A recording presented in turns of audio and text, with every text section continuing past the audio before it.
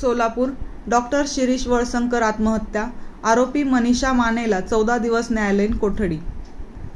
सोलापुरातील doctor Shirish Walsankar आत्महत्या प्रकरणी आरोपी मनीषा मानेला 14 दिवसांची न्यायालयीन कोठडी। डॉक्टर शिरीष वळसंकर यांना आत्महत्येला प्रवृत्त केल्याप्रकरणी मनीषा मानेवर गुन्हा दाखल आहे। मनीषा माने हिला आतापर्यंत एकूण 5 दिवसांची पोलीस कोठडी दिली होती। त्यानंतर आज पोलिसांनी न्यायालयीन कोठडी मिळावी अशी विनंती कोर्टाला केली आहे। न्यायालयीन कोठडी सुनावलेली आहे, काय झालेलं? आज तपास अधिकाऱ्याने न्यायालयीन कोठडीची मागणी केली, त्यामुळे न्यायालयाने 14 दिवसाची न्यायालयीन कोठडी सुनावली आणि परंतु न्यायालयीन कोठडी मागताना तपास अधिकाऱ्याने पोलीस कोठडीचा हक्क आवाजीत राबवून न्यायालयीन कोठडी मागितली। कसा बाधित राहणार? नवीन BNS कायद्याप्रमाणे पोलिसांना तसा अधिकार दिलेला आहे। जामीनसाठी काही आपण प्रयत्न करणार दुपारपर्यंत काय?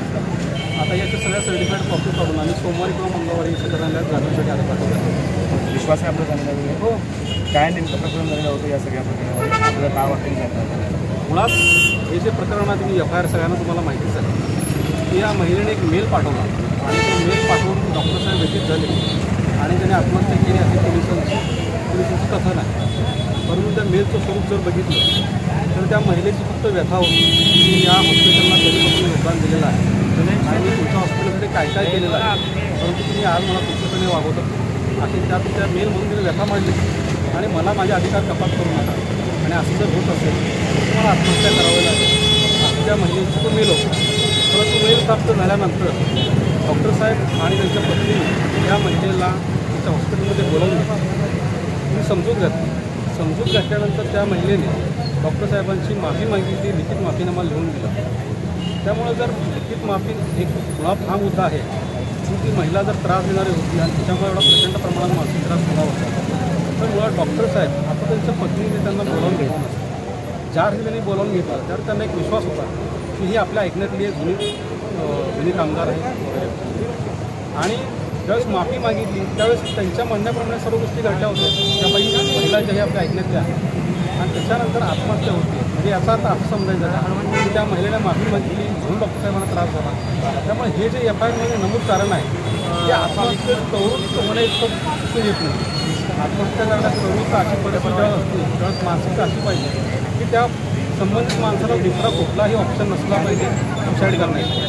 त्याच्यामध्ये बरेच जे ऑप्शन होते ते डॉक्टर साहेबांनी वापरले, त्याला बोलवलं, माफी मागितली, सगळा विषय संपला। त्यामुळे या सगळ्या गोष्टीचं बाबी जर बघितल्या तर एक दिसून येतं की त्या मेलमुळे मी आत्महत्या केली असं दिसून येते असं आमचं म्हणणं आहे। पूर्वीपासून तर आपले काही तपासावरती काही आपले ऑब्जेक्शन्स असणार का? कारण ज्या पद्धतीने तपास होणं अपेक्षित होतं त्यामध्ये असं आहे की फिर्यादींचे जबाबसुद्धा समोर आलेले पाहायला मिळत नाही आहे। तपास अजून चालू आहे आणि तपासात नेमकं काय घडलं आम्हाला शास्त्र आल्याशिवाय कळणार नाही, त्यामुळे आता ऑफिशियल कळणार।